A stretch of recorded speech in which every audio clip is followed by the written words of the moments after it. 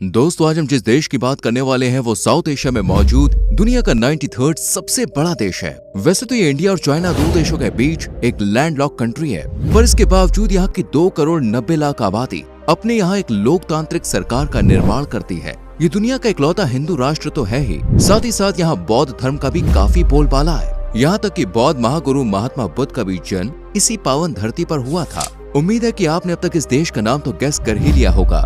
जी हाँ, नेपाल, जिसे माता जानकी की जन्म स्थली के रूप में भी जाना जाता है। आज की इस वीडियो में हम नेपाल के इसी मनोरम और ठंडे सफर पर निकलने वाले हैं, जहां हम नेपाल के उन फैक्ट्स के बारे में जानेंगे जिसको जान के आपके होश उड़ने वाले हैं। और अगर कहीं आप भविष्य में कभी नेपाल जाने का प्लान कर रहे हैं तो फिर तो आपके लिए पूरी वीडियो एक ट्रेवल गाइड होने वाली है। तो देर किस बात की, आइए इस सुहाने सफर की शुरुआत करते हैं। नेपाल भारत का एक ऐसा पड़ोसी जो एक वक्त पर भारतवर्ष का ही हिस्सा हुआ करता था और आज भी भले ही भारत से अलग है, पर यहाँ के लोगों, संस्कृति, परंपरा और धर्मों में आपको काफी सारी समानताएं देखने को मिल जाएंगी। उदाहरण के लिए, एक तरफ जहाँ भारत में हिंदू धर्म एक बहुल धर्म है, दूसरी ओर नेपाल तो एक हिंदू राष्ट्र भी है। आज भी भारत के लोगों को नेपाल और नेपाल के लोगों को भारत आने के लिए कोई वीजा या पासपोर्ट की आवश्यकता नहीं पड़ती है। हर साल लाखों की मात्रा में श्रद्धालु नेपाल के पशुपतिनाथ मंदिर के दर्शन करने जाते हैं और तो और भारत का रुपया भी वहाँ के लोकल दुकानदारों द्वारा स्वीकार किया जाता है। नेपाल के साथ आज भी हमारा रिश्ता बेटी और रोटी का है।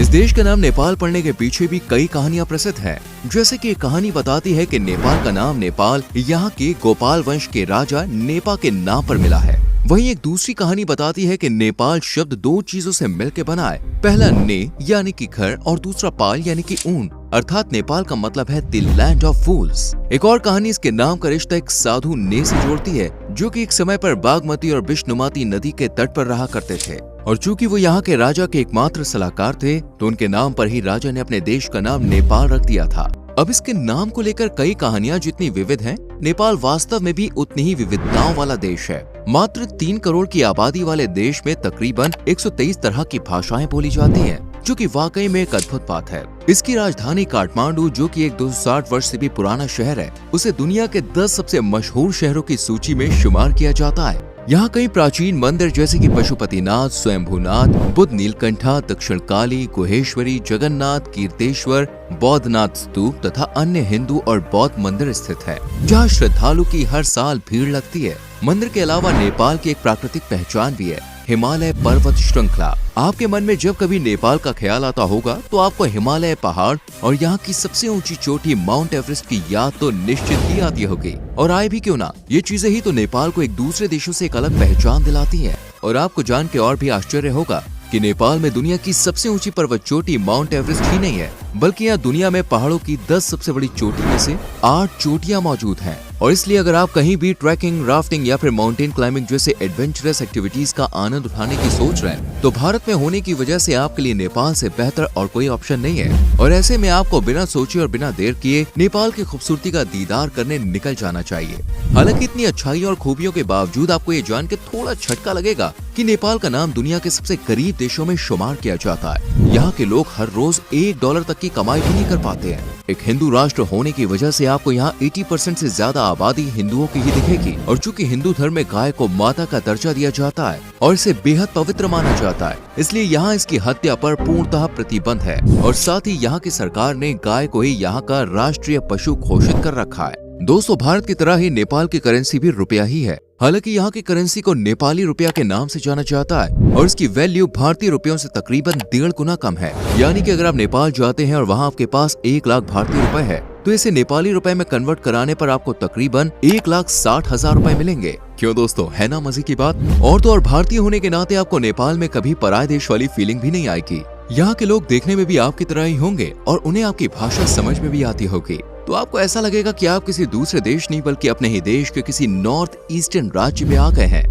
यहाँ तक कि भारत सरकार और नेपाल सरकार के रिश्ते भी इतने मजबूत और ठोस हैं कि भारतीय सेना में नेपाल से लोगों को भर्ती तक किया जाता है। ये अद्भुत चीज शायद ही आपको किसी और देश की सेना में देखने को मिलेगी। ये भारत और नेपाल के खूबसूरत और प्राचीन रिश्ते की वजह से ही पॉसिबल हो पाता है। एक हिंदू राष्ट्र होने के बावजूद और हिंदू बहुलता होने के बावजूद नेपाल के लोग इतने शांत स्वभाव के और अच्छे हैं कि यहाँ आज तक धर्म के नाम पर कभी भी कोई दंगे नहीं भड़के हैं। यहाँ पर 80 से भी ज्यादा धर्म के लोग स्नेह और शांति के साथ अपना जीवन यापन करते हैं। जो कि धार्मिक विविधता के दृष्टिकोण से एक बेहद ही आश्चर्यजनक और सीखने योग्य बात है। और चूंकि खासकर बौद्ध धर्म की उत्पत्ति भी हिंदू धर्म से ही हुई है और इसके संस्थापक गौतम बुद्ध खुद एक हिंदू परिवार से थे, इसलिए हिंदू भाई उन्हें भी अपना भगवान मानते हैं और बौद्ध धर्म भी उन्हें अपने धर्म का ही एक अंग महसूस होता है। दोस्तों, नेपाल में टाइम जोन GMT से नहीं बल्कि माउंट एवरेस्ट के आधार पर चलता है और हिमालय की गोद में सोए इस देश के लिए इससे बड़े गर्व की बात भाई क्या होगी। दरअसल नेपाल का समय GMT से तकरीबन 45 मिनट पीछे चलता है। हालांकि भारत और यहाँ के समय में ज्यादा अंतर नहीं है। नेपाल को अपने स्वादिष्ट पकवान के लिए भी काफी मशहूर माना जाता है। यहाँ का पारंपरिक भोजन दाल भात और तरकारी यानी कि सब्जी है। यहाँ के लोगों को ये खाना बहुत पसंद है। और अगर आप नेपाल से सटे राज्य जैसे कि बिहार और उत्तर प्रदेश में रहते हैं तो यहाँ भी आपने दाल भात यानी कि दाल चावल और चोखा का स्वाद जरूर चखा होगा।